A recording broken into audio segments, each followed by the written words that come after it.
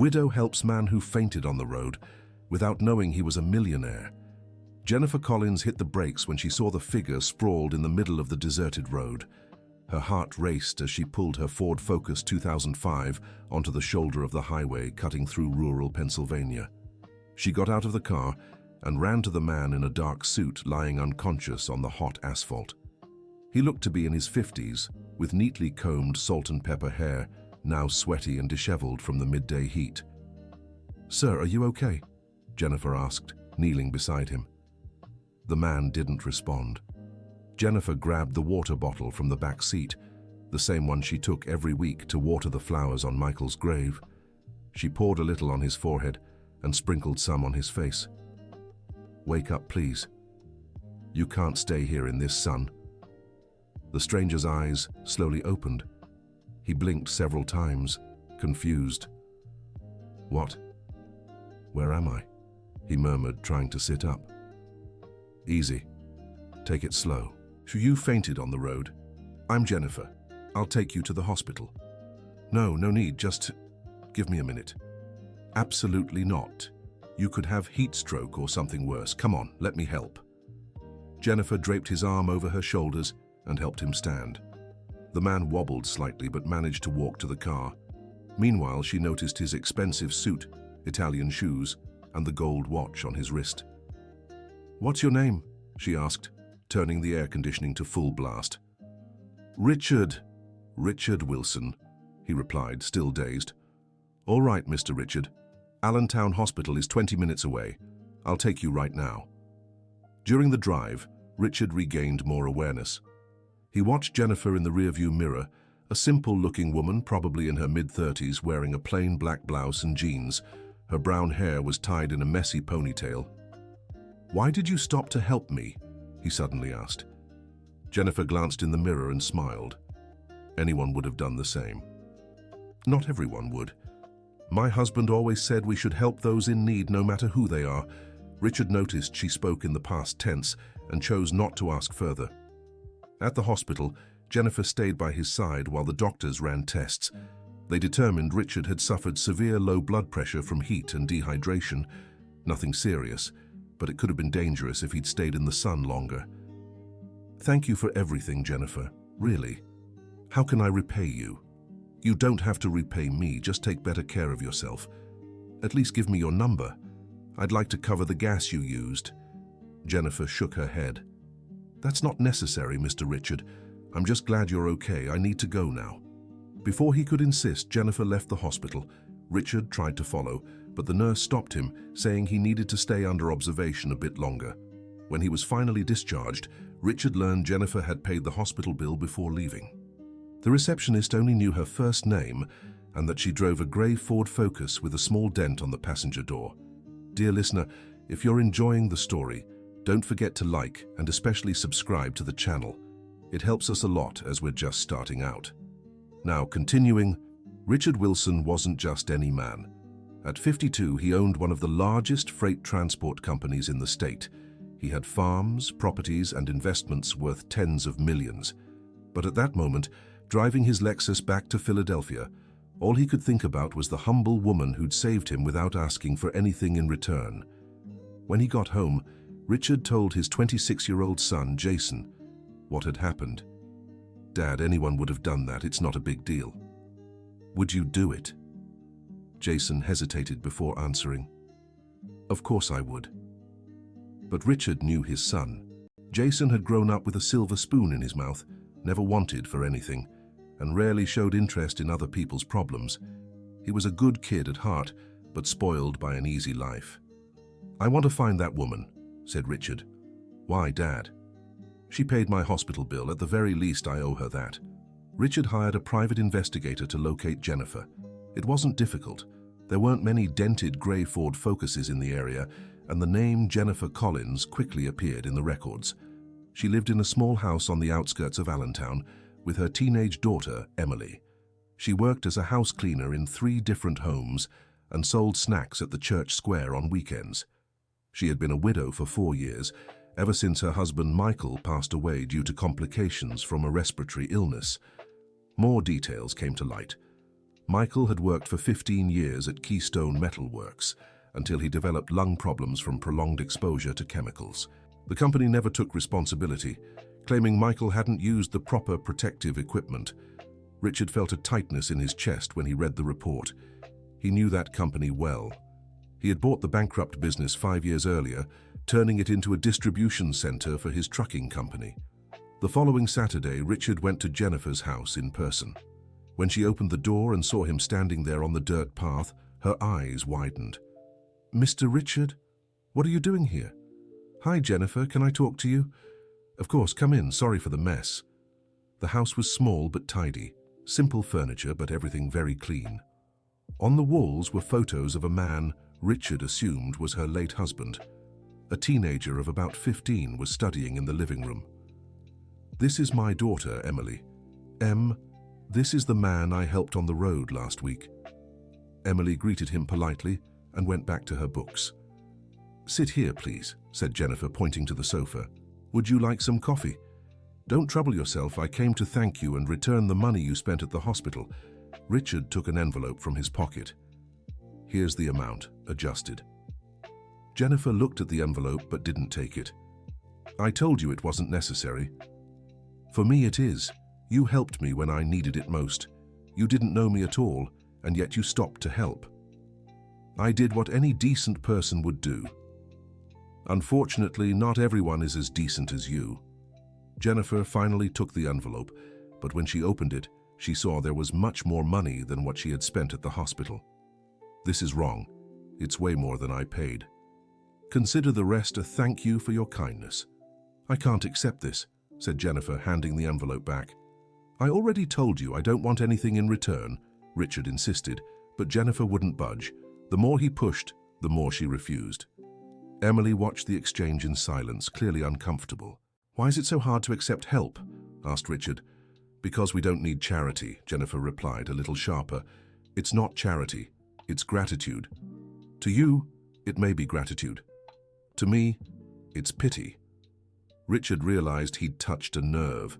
He put the money away and changed the subject. "Jennifer, can I ask you something personal?" She nodded. "Your husband, how did you lose him?" Jennifer's expression changed. Emily looked up from her books. "Michael got sick because of his job. He had lung problems from the chemicals at the factory where he worked." "Which factory?" "Keystone Metal Works. He worked there 15 years. In the end, he could barely breathe.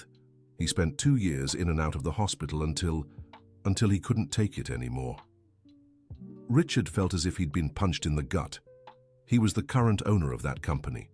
He had bought the bankrupt metal works and turned the place into a distribution center for his trucking business.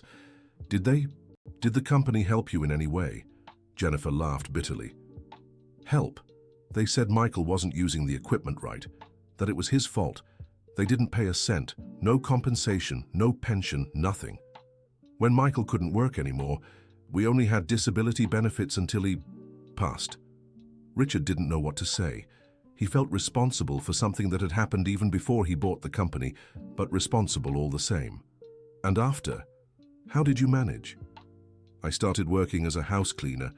Em helps by selling snacks on weekends. We get by however we can." At that moment, Richard made a decision. "Jennifer, I want to make you an offer." "What kind of offer?" "I want you to accept half of my assets." Jennifer and Emily fell silent for a few seconds. "What do you mean?" asked Emily. "I want to transfer half of everything I own to your mother." Jennifer stood up from the couch. "Have you lost your mind?" "No, I'm serious." "Mr. Richard, do you have some mental problem? Did you hit your head when you fainted?" "Jennifer, listen, I don't want to hear another word. You need to leave right now." "Please, let me explain." "There's nothing to explain. I don't know what kind of scam this is, but I won't fall for it." "It's not a scam." "Then what is it?" "A rich man shows up out of nowhere wanting to give half his fortune to a stranger. That only happens in movies, Mr. Richard." Richard tried to argue, but Jennifer was firm. She told him to leave and never come back. Emily watched everything in shock, not fully understanding what was happening. On Monday, Richard went to his lawyer's office, attorney James Bennett. "Richard, "Are you sure about this?" asked the lawyer. "Yes, I want you to prepare all the paperwork." "But why? You barely know this woman." Richard told him the whole story, including the part about Michael and the old company. "I understand your guilt, Richard, but this isn't your responsibility. You bought the company when it was already bankrupt. It doesn't matter. She saved me and she lost her husband because of a company that's now mine. It's the least I can do." "And your son? What does he think about this?" Richard hesitated.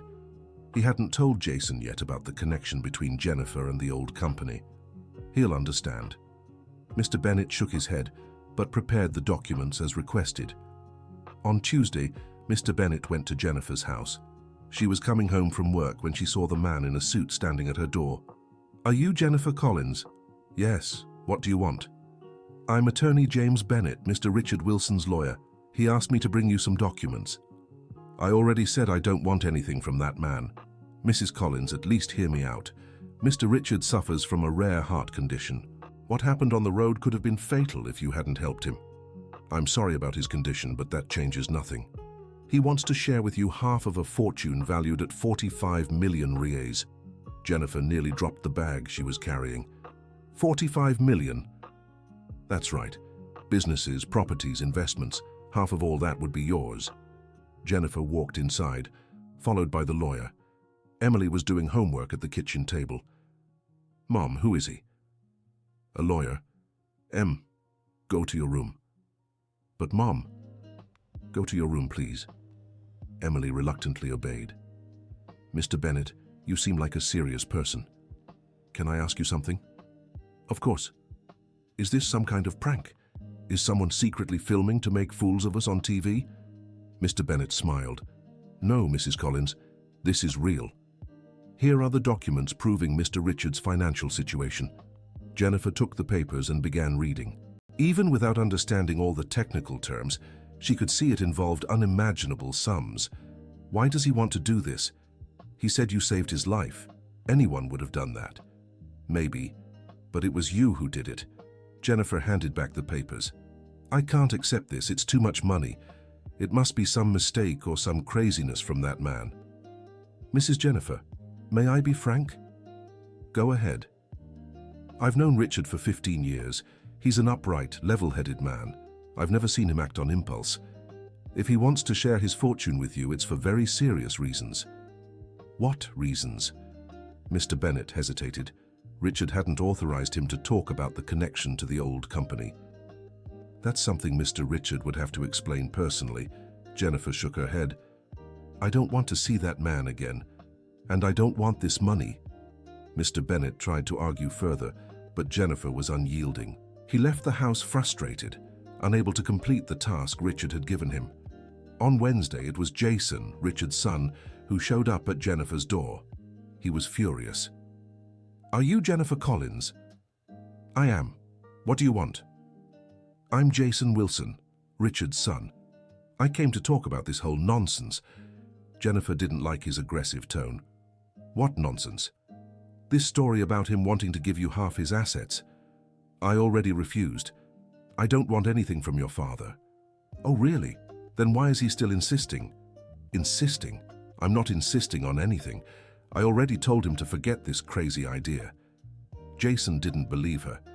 "You really turned down 45 million?" "I did, and I'll keep refusing." "Why?" "Because it's not mine. Because I didn't do anything to deserve it. You saved his life." "I did what any decent person would do." Jason watched her silently for a few seconds. He'd grown up in a world where everything had a price, where people always wanted something in return. Jennifer's simplicity confused him. "You really don't want it?" "I don't. I already told your father and his lawyer." "Then why does my father keep insisting?" "That's something you'll have to ask him, not me." Jason left more confused than when he arrived. He'd always imagined Jennifer was a scammer after his father's money. Discovering she truly wanted nothing changed his entire perspective on the situation. Dear listener, if you're enjoying the story, take a moment to like and especially subscribe to the channel. It helps us a lot as we're just starting out. Now continuing. That same day, Jason confronted his father. "Why didn't you tell me she refused the money?" because I knew you'd be even more suspicious. Suspicious? Dad, she really doesn't want the money. I went there and saw it with my own eyes. I know. Then why do you keep insisting? Richard sighed deeply. Jason, there's something I haven't told you about all this. Richard revealed the connection between Jennifer and the old metalworks company. He told him about Michael, about the illness, about how the company refused to take responsibility. Dad, but that happened before you bought the company. It doesn't matter, Jason. Now it's mine. I benefited from buying a company that left a family helpless. That's not your fault. Maybe not my fault, but it's my responsibility.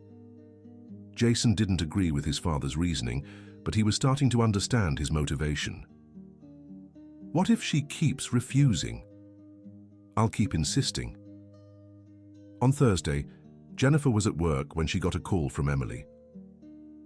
Mom, there's a woman here saying she's Dad's sister-in-law. She says she wants to talk to you about some money. Jennifer sighed. Sarah, Michael's sister, showed up from time to borrow money. He always promised to pay, but never did. Tell her I don't have money to lend to anyone. She said she didn't come to ask for money. She came to talk about the money you're going to receive. Jennifer felt her stomach churn. How did Sarah find out about this? Em, listen carefully. Don't tell her anything about what happened here this week, okay? Okay, Mom. Tell her I'll only talk to her when I get home. Jennifer left work early. When she got home, she found Sarah sitting in the living room having coffee with Emily. Hi, Jennifer. I need to talk to you. Hi, Sarah. Em, go do your homework in your room. After Emily left, Jennifer confronted her sister-in-law. How did you find out? Find out about what? Don't play dumb. How did you find out about the money situation? Sarah smiled. Oh, Jennifer, this town is small. Everyone's already talking about it. Talking about what? That you saved a millionaire on the road, and now he wants to give you a fortune. Jennifer's legs felt weak. Everyone's saying that, of course. The lawyer who came here on Tuesday wasn't very discreet. He showed up in a Lexus, an expensive suit, leather briefcase. The neighbors saw everything. My God. Jennifer, you have to take that money. Why do I have to take it? Because it's a once-in-a-lifetime opportunity. How many chances like this do we get? I don't deserve that money, Sarah. Of course you do. You saved the man. Besides, think about Em. With that money, she could go to a private school, go to college, have a better future. Jennifer hadn't thought of that. Emily was an excellent student, but she went to public school. With more resources, she could have better opportunities. And another thing, Jennifer, you can't be selfish. Selfish how? This money could help our whole family. Robert and I are struggling. My mom needs expensive medicine for arthritis. If you accept, you could help everyone. Jennifer began to feel pressured. Sarah, if I wanted the money, I would have taken it already. It's not as simple as you think. Why isn't it simple? The man wants to give it to you, you take it, end of story. What if it's a scam? What if there's fine print I didn't understand? Then hire a lawyer to review the papers. With what money am I going to hire a lawyer? Jennifer, you're being stubborn for no reason. This money could change our lives. Our lives? Our families. You can't just think about yourself and Em. Jennifer got angry. Sarah, I'm the one who works 7 days a week to keep this house running. I'm the one who struggles to pay the bills at the end of the month. Now that something like this happens, everyone wants to tell me what to do. That's not it, Jennifer. It's just nothing. Whether I take this money or not, the decision is mine and mine alone. Sarah left the house angry, but not before planting more seeds of pressure in Jennifer's mind. That night, Jennifer couldn't sleep. She kept thinking about the conversation with Sarah. What if her sister-in-law was right? What if she really was being stubborn for no reason? What if this was a chance to give Emily a better life? But every time she thought about taking the money, something inside her rebelled. She couldn't accept the idea of receiving something she hadn't earned with her own work.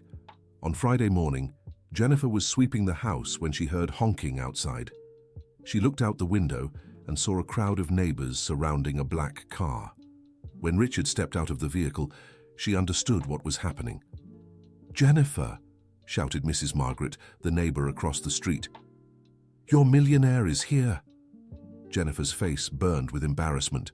She stepped outside and motioned for Richard to come quickly. "Get inside before this turns into a circus," she said. Richard entered the house while the neighbors stayed outside, clearly curious.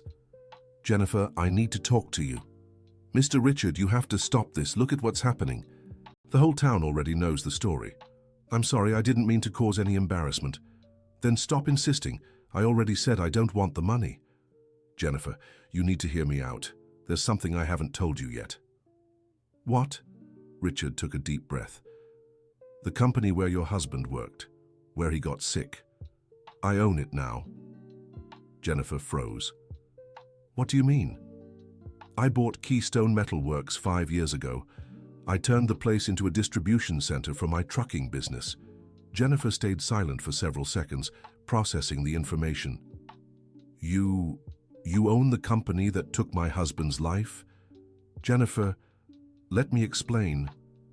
"There's nothing to explain," Jennifer said, her voice shaking. "Now I understand why you want to give me this money. It's guilt, not gratitude." "It's not like that." "How is it not? Your company hurt my family and now you want to buy our conscience with money." "Jennifer, I bought the company when it was already bankrupt. This happened before I took over. But now it's yours. You benefited from buying a business that destroyed my family." Richard tried to explain that he had transformed the place, that they no longer produced the chemicals that had harmed Michael, that the current employees worked in safe conditions. But Jennifer didn't want to hear anymore. "Get out of my house and don't come back." "Jennifer, please, get out." Richard left with his head down as the neighbors watched everything. Jennifer slammed the door and collapsed on the couch, feeling a mix of anger, sadness, and confusion. Emily, who had heard everything from her room, came to comfort her mother. "Mom, maybe he really wants to help." You don't understand. That man owns the company that made your father sick." "But he said he bought it afterward, didn't he?" "It doesn't matter, Em. He profited from other people's misery." "Mom, what if it's true that he didn't know? What if he really wants to help because he feels bad about what happened?" Jennifer looked at her daughter. "You're too young to understand these things." "Mom, I'm 15. I'm not a child anymore." "Then as a child, you should understand that easy come, easy go. What builds character is hard work, not luck." "But Mom, think of all the things we could do. I could go to a better school, take prep classes, get into a good college." Jennifer looked at her daughter and saw her own dreams reflected in the girl's eyes. Emily was smart, hardworking. She deserved better opportunities. But accepting that money would be like admitting Michael's struggle had been for nothing. "Sam, your father always said a person's dignity is worth more than all the money in the world. If we take this money, we'll be throwing away everything he taught us." Emily didn't argue further, but Jennifer could tell her daughter wasn't fully convinced. Over the weekend, Jennifer tried to keep her normal routine. She sold snacks at the church square like she always did, but she noticed the curious stares and whispered conversations around her. The story had spread all over town. Some people congratulated her on her luck, while others made spiteful comments, suggesting she was playing hard to get to squeeze out even more money. Jennifer felt exposed and vulnerable. On Sunday, after Mass, Father Thomas called her aside. "Jennifer, the whole town is talking about your situation." "I know, Father. That wasn't what I wanted." "Tell me exactly what's going on."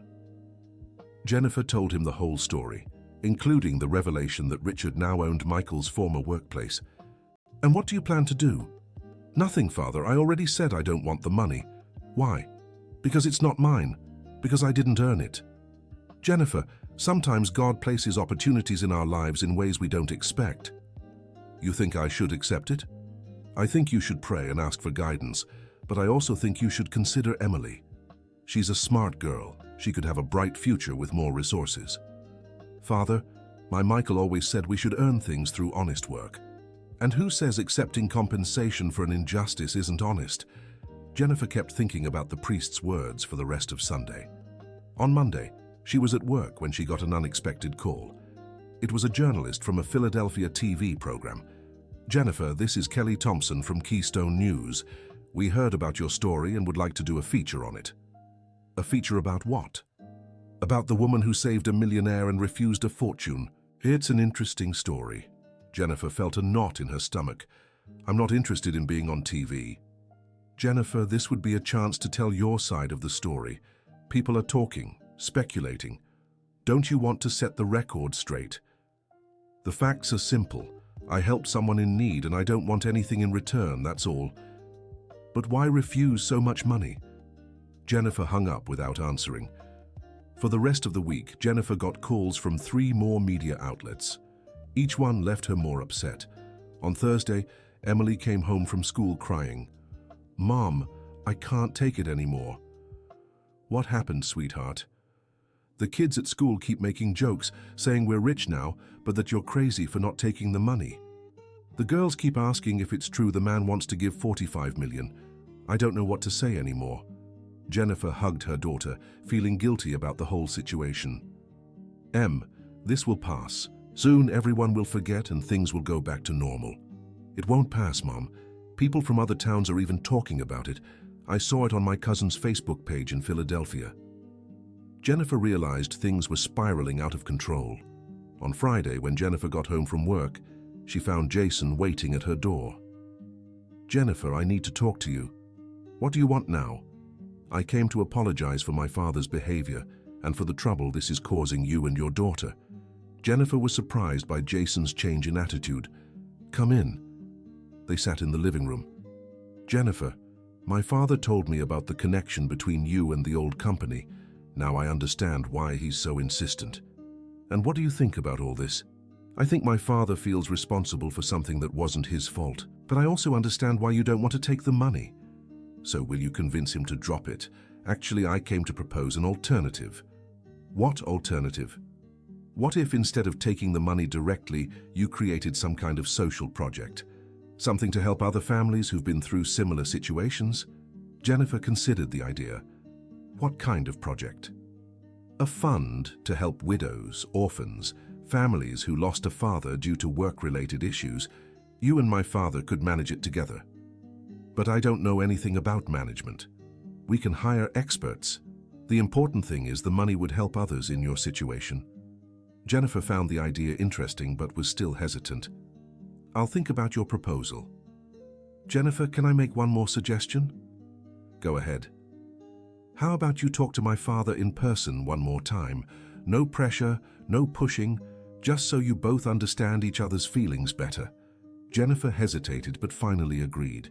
Dear listener, if you're enjoying the story, take a moment to like and especially subscribe to the channel.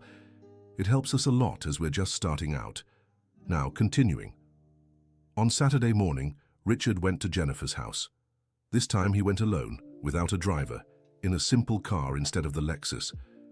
"Jennifer, thank you for agreeing to talk with me." "Mr. Richard, first of all, I want to apologize for how I spoke to you last time.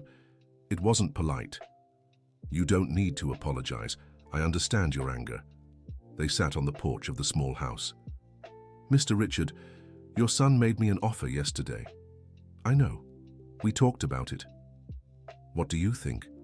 "I think it would be a way to honor your husband's memory while also helping others." "But why is this so important to you?" Richard stayed silent for a few seconds. "Jennifer, can I tell you a story?" "Of course. When I was young, around Emily's age, my father worked in construction. One day, a poorly secured beam fell and broke his legs. He was disabled for the rest of his life. I'm so sorry. The company didn't take responsibility, said it was his own negligence. My family spent years fighting in court but never got anything. My mother had to work as a laundress to support us. My father became depressed, felt useless." Jennifer listened attentively. "I grew up watching my mother work herself to the bone, and my father waste away from sadness. I swore to myself that one day when I had the means, I'd help families going through what mine did." "And that's why you want to help me?" "Not just that. Also because you saved me, and because I realized I'm exactly the kind of businessman I hated when I was young." "How so?" "When I bought Michael's old company, I only thought about the profit I could make from the land. I never bothered to learn what kind of business had operated there before, what problems it had caused." Richard sighed. If I'd known Michael's story, I would have reached out to you long before what happened on the road. Jennifer began to understand Richard's feelings better. Mr. Richard, can I ask you something? Of course. Are you afraid of passing on and leaving a bad legacy for your son? Richard was surprised by the insight of the question. How did you figure that out? My Michael used to say that when you're close to the end, you start thinking about what you'll leave behind. You had a health scare, almost died on that road. That shakes anyone. You're right, I've been thinking about it a lot lately. And what do you want to leave for Jason? I want him to learn that having money is a responsibility, not just a privilege. Jennifer thought for a few minutes. Mr. Richard, I'll accept your proposal, but with conditions. What conditions? First, no publicity, no TV appearances, no fanfare. If we're helping people, it has to be done quietly. Agreed. Second condition, I want to work on the project, not just lend my name. I want to be truly involved. Perfect. Third condition, Emily will attend public school until she finishes high school. Only after that, if she wants and earns it, can she use the project's resources for college. Richard found the third condition odd, but agreed. Why that condition, Jennifer? Because I don't want my daughter growing up thinking life is easy. She needs to learn to value achievements. I understand. And last condition, you stop blaming yourself for what happened to Michael. You didn't own the company back then. It wasn't your fault. Richard was moved. Jennifer, how can you be so generous with someone who... Nonsense, Mr. Richard. You're a good man who made a mistake without knowing. That happens to everyone. In that moment, Richard understood why Jennifer had made such an impression. It wasn't just the kindness of stopping to help a stranger on the road. It was the wisdom, the emotional maturity, the ability to forgive and see beyond appearances. Jennifer, can I ask you a personal question? Go ahead. How did you manage to overcome the loss of Michael and still keep your heart open to help others? Jennifer smiled sadly. Mr. Richard, when you lose someone you love deeply, you have two choices: harden your heart or open it even wider. I chose to open mine more. Why? Because that's what Michael taught me. He used to say that the pain of loss shouldn't make us worse, it should make us more human. Richard felt he had learned more about life in that one-hour conversation than in years of business success. Jennifer, thank you so much for giving me this opportunity. Thank you for not giving up on me, even when I was rude. They spent the rest of the morning planning the social project. They decided to create a fund to help young widows with children, offering job training, income supplements, and psychological support. Richard stayed for lunch. Jennifer prepared a simple meal, but Richard said he couldn't remember eating anything so delicious in a long time. Emily came home from school and was shy at first around Richard, but he talked to her about her studies, showed genuine interest in her future plans, and slowly the girl opened up. Uncle Richard, can I ask you something? Of course, Emily. Why do you want to help us when you barely even know us? Richard glanced at Jennifer, who gave him an encouraging smile. Emily, when I was your age, my family went through struggles like yours. No one helped us. I learned that when you're in a position to help someone, you should. But why us specifically? Because your mother showed me that there are still good people in the world, and that gave me hope. Emily grew thoughtful. Mum, now I understand why you insisted so much. On Monday, Richard, Jennifer, and Mr. Bennett met to formalize the creation of the Michael Collins Foundation for Bereaved Families. Jennifer insisted the foundation bear her husband's name. Michael always wanted to help people. It's only right the project carries his name, Jennifer said. Richard was moved by the tribute. Over the following weeks, they worked tirelessly to structure the foundation. Richard contributed $5 million as seed capital, ensuring the project could run permanently. Jennifer attended every meeting, gave input on the criteria for helping families, and insisted on complete transparency. Jason, who had initially opposed the whole situation, began getting involved. He discovered he enjoyed the social work and started dedicating part of his time to the foundation. Dad, I've never felt so useful in my life, he told Richard. Why? At the office, it's all about profit, selling more, earning more. Here we think about how to improve people's lives. Richard smiled. He was watching his son become a better man. The foundation launched 2 months after their roadside encounter. The first family they helped was Melissa's, a 28-year-old widow with 3 young children. Her husband had died in a work accident, and she had no steady profession. Jennifer personally oversaw Melissa's case, helping her enroll in a cosmetology course and finding clients among acquaintances. Gradually, Melissa regained her footing. "Jennifer, how can I ever thank you for everything you've done?" Melissa asked. "Don't thank me. When you're back on your feet, if someone needs help and you can give it, do so. That's how we repay kindness." Within 6 months, the foundation had assisted 15 families, some with temporary financial aid, others with job training, and others still with psychological support. Jennifer discovered she had a natural talent for helping people in distress. Richard suggested she take a psychology course. "Mr. Richard, I only have a high school diploma. How can I go to college?" "Jennifer, you're one of the smartest people I know. I'm sure you can do it." "But I'm already 35. "So what? It's never too late to learn." Jennifer signed up for the entrance exam and, to many people's surprise, placed 3rd in the psychology program at the local college. Emily was incredibly proud of her mother. "Mom, now I understand why you always said studying was the most important thing. And do you see why I insisted you stay in public school?" "I do. If you could pass the entrance exam studying on your own, I can work hard to get a good SAT score too." During Jennifer's first year of college, she and Richard became close friends. He visited her home regularly, always bringing a small gift for Emily or helping with minor repairs around the house. "Jennifer, can I ask you something personal?" Richard said during one of these visits. "Of course. Have you ever thought about remarrying?" Jennifer blushed.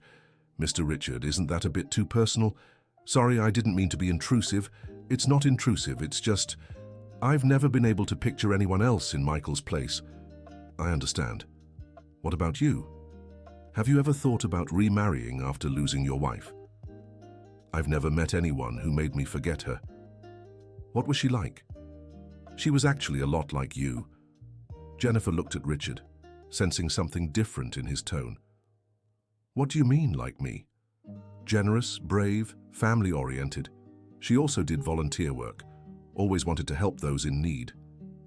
"Would she approve of what you're doing now?" "I'm sure she would. I think she'd be proud." At that moment, Jennifer realized Richard had become much more than a partner in the social project.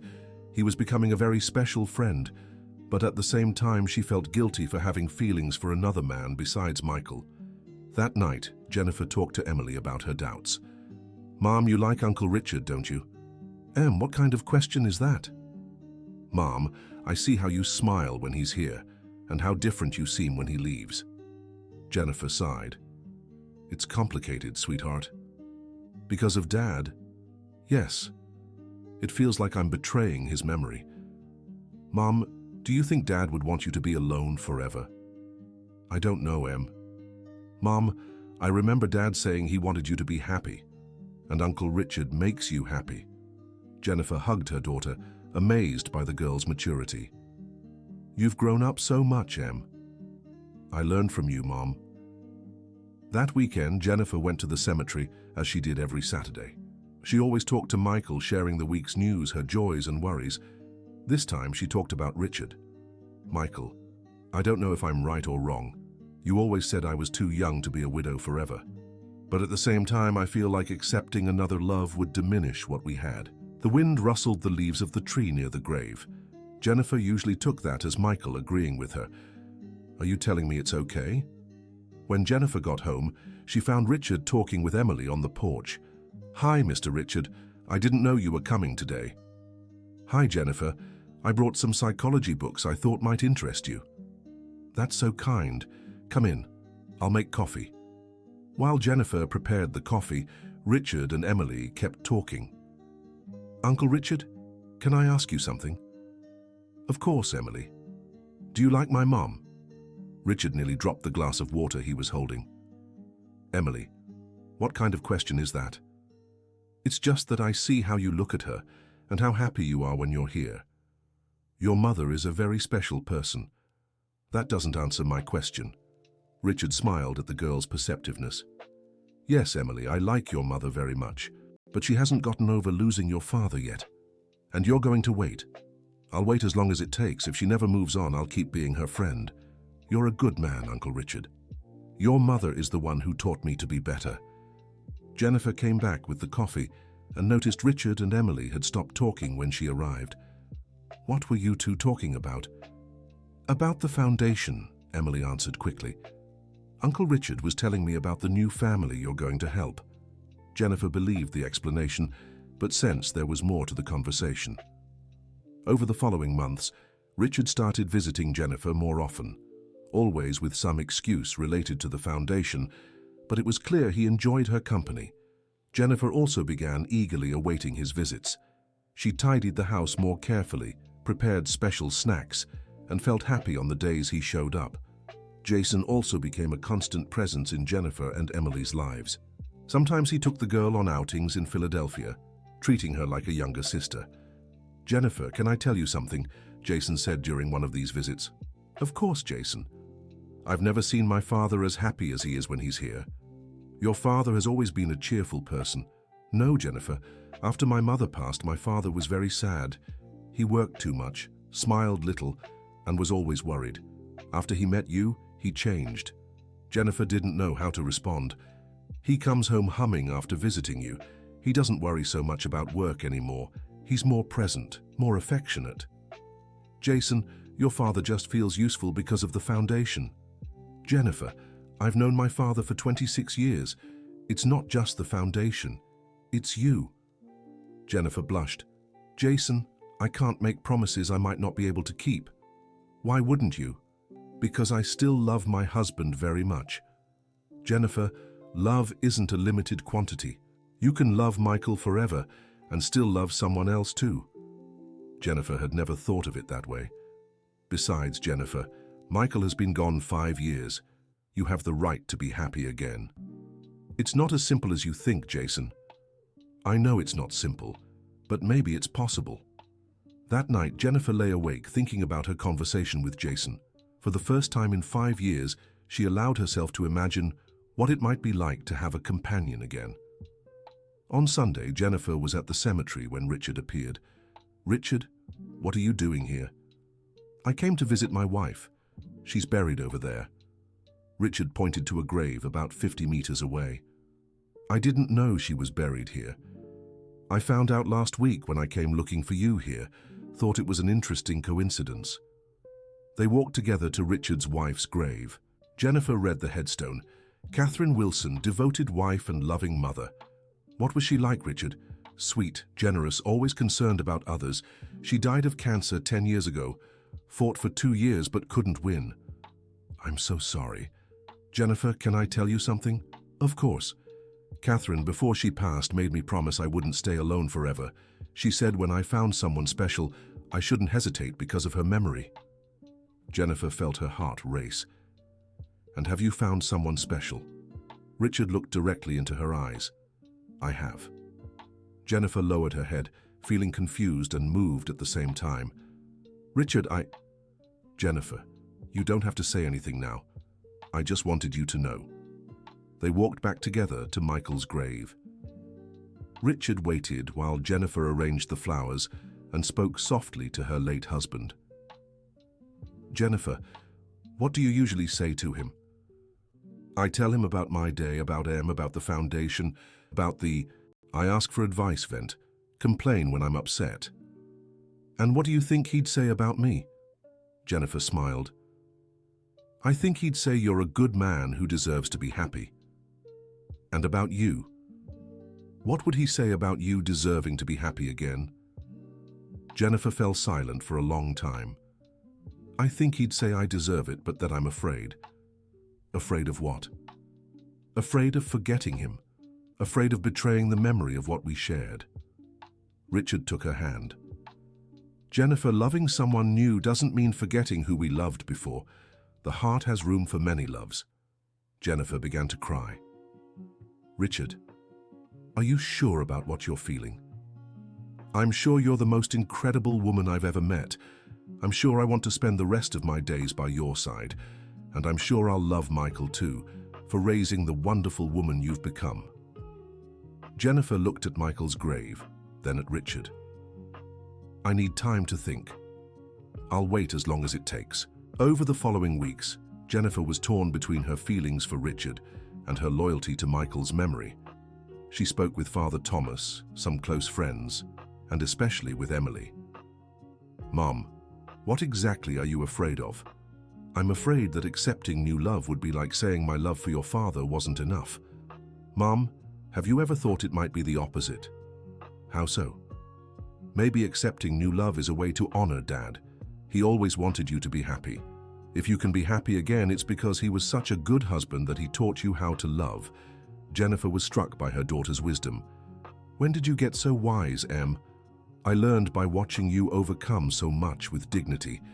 That night, Jennifer made her decision. The next day, she called Richard. "Richard, can we talk?" "Of course. Do you want me to come over?" "Actually, I'd like us to meet at the cemetery." Richard was surprised but agreed. When he arrived, he found Jennifer standing between two graves, Michael's and Catherine's. "Richard, I want to officially introduce you to Michael. Michael, this is Richard, the man I've learned to love." Richard was moved by Jennifer's words. "Michael, you can rest easy. I'll take good care of Jennifer and Emily. And I'll love your Jennifer, while always respecting the memory of the love you shared." Jennifer took Richard's hand. "Catherine, thank you for raising a man as good as Richard, and thank you for freeing him to love again." They stood in silence for a few minutes, hand in hand, between the two graves. "Jennifer, are you sure?" "I'm sure I want to try. I'm sure Michael would approve. And I'm sure you'll teach me to love in a different way, but no less meaningful."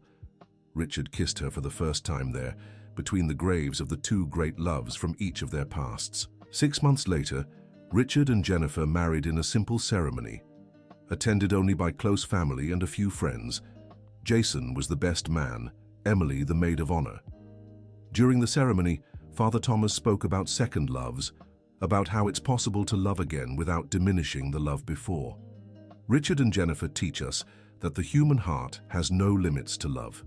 They aren't marrying to forget the past, but to build a future that honors all they've lived before. After the wedding, Jennifer, Richard, Jason, and Emily became a close-knit family. Jennifer finished her psychology degree with the highest grades in her class. Richard expanded the foundation to other cities. Jason took over the management of the trucking company, freeing his father to focus more on social projects. Emily graduated high school as the top student in her class and got first place in the medical school entrance exam. "Mom, can I use the foundation's money to pay for college now?" "Yes, you can, sweetheart. You've proven you deserve it. Thank you for teaching me that we have to earn things through our own efforts. And thank you for teaching me it's never too late to start over." 5 years after the wedding, the Michael Collins Foundation had already helped over 200 families in 10 different cities. Jennifer was considered one of the most skilled psychologists in the region, specializing in grief and family rebuilding. Richard discovered that true fulfillment didn't come from company profits, but from the smiles of people who could restart their lives with dignity. Jason married a woman he met at one of the foundation's events. The two continued working on the social project even after starting their own family. Emily graduated from medical school and decided to specialize in occupational medicine to help prevent accidents like the one that took her father Michael's life. One Sunday, 10 years after their meeting on the road, Jennifer and Richard visited Michael and Catherine's graves together. "Michael, our Em graduated as a doctor last week. She's going into occupational medicine, just like you always dreamed someone in the family would. Catherine, our Jason is an amazing father. You'd be so proud of the man he's become." "Richard," Jennifer said, "do you regret anything that's happened over all these years?" "I only regret one thing." "What's that?" "Not buying that company sooner so I could have met Michael in person. I'm sure we would have been great friends." Jennifer smiled. "I'm sure you would have. You two are alike, stubborn, generous, and passionate about family." "Jennifer, what about you? Do you regret anything?" "I regret taking so long to accept that I deserve happiness. We could have had more years together if I hadn't been so stubborn." "If you weren't so stubborn, you wouldn't be the woman I fell in love with." They left the cemetery holding hands, knowing Michael and Catherine approved of the happiness they'd built together. At the cemetery gates, they ran into Melissa, the first widow the foundation had helped. She was with her 3 children, all well-dressed and smiling. "Jennifer, Richard," Melissa called. "It's so good to see you." "Hi, Melissa. How are you all doing?" "We're great. I opened my own beauty salon last month. I already have 10 employees." "That's wonderful, Melissa. And that's not all. I got married again. My husband is a wonderful man who adores the kids." Jennifer and Richard were moved. "Melissa, that's such happy news." "Jennifer, Richard, if it weren't for you, I'd still be lost in life. You taught me it's possible to start over after tragedy." "Melissa, you're the one who had the courage to begin again. We just gave you a little help. More than a little help. You gave me back hope." After Melissa said goodbye, Jennifer and Richard kept walking. "Richard, do you know what makes me happiest in all of this?" "What?" "Seeing that our love didn't stay just between us. It became an example for others to believe happiness is possible again." "Jennifer, there's something I never told you." "What?" "That day on the road, when I woke up and saw you taking care of me, I felt like I'd known you from somewhere before." "Really? Really?" "Later I realized it wasn't that. It was my heart recognizing the person I was meant to love." "Richard, have you always been this romantic?" "Only with you." They arrived home to find Emily studying for a college exam and Jason helping their young children with homework. "How was the visit to the cemetery?" Emily asked. "It was good, sweetheart. Your father and Catherine are proud of the family we've built." "Mom, can I say something?" "Of course." "I remember Dad, and I'm sure he'd be happy seeing you so fulfilled." "Why are you so sure?" "Because he always said true love wants the best for the person you love, even when they're no longer here." Richard hugged Emily. "Your daughter is very wise, Jennifer. She takes after her father, both of her fathers." That night before bed, Jennifer and Richard talked about their plans for the foundation. "Richard, I've been thinking about something." "What?" "What if we created a specific program for young widows who want to study? We could offer scholarships, daycare for their children, psychological support." "Brilliant idea, love. Let's talk to Jason tomorrow." "Richard." "Yes?" "Thank you." "Thank you for what?"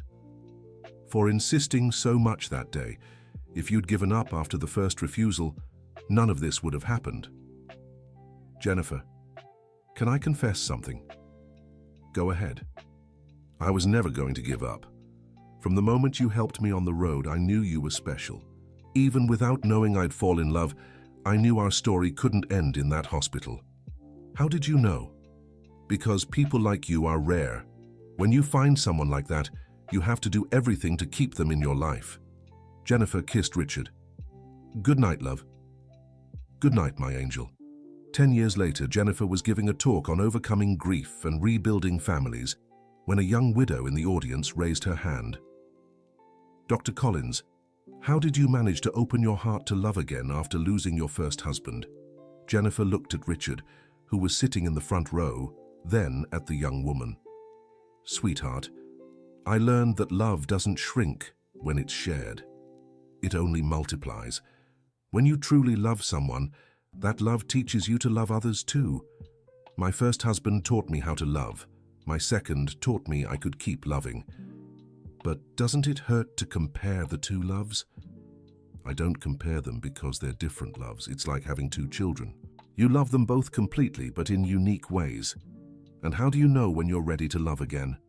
When you can talk about the love you lost without just feeling pain, but also gratitude. When you understand that love was so special, it prepared you to love even better the next time."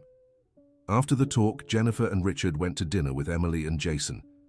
"Mum, your talk today was beautiful," Emily said. "Thank you, sweetheart." "Mum, can I tell you something?" "Of course. Sometimes when I was little, I'd get jealous of Uncle Richard. I thought he'd make us forget Dad. And now? Now I understand he did the exact opposite. He helped us remember Dad in a happier way, without just sadness." Richard got emotional. Emily, thank you for accepting me into your lives. Uncle Richard, you didn't have to be accepted. You've always been part of our family from day one. Jason raised his glass. A toast to the craziest, happiest family I know. Why crazy?